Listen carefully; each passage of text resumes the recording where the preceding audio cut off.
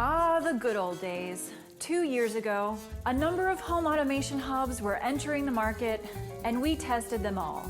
Some were good, others not so much. But we had high hopes for this category of smart products.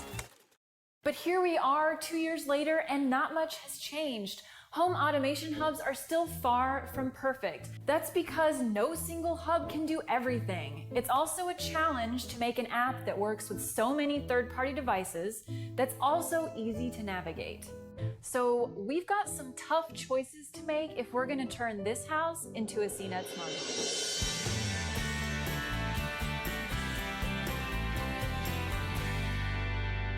If you were to ask me today, is a home automation hub really necessary for a smart home?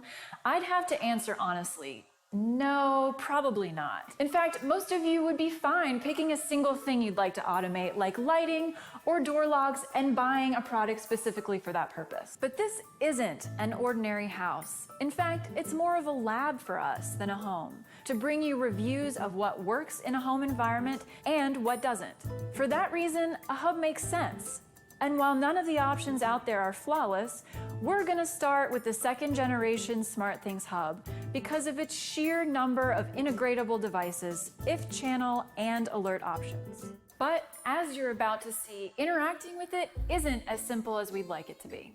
Basically, everything in the app is either hard to find or hard to set up, or both. For instance, the app's home screen is kind of confusing. What am I looking at exactly? And setting up new configuration rules? Forget it. I have such a tough time even finding where I can make those adjustments that I spend more time searching through the app than I do actually making substantive changes. But after you've managed to set your automation rules and custom alerts, the hub really does work well.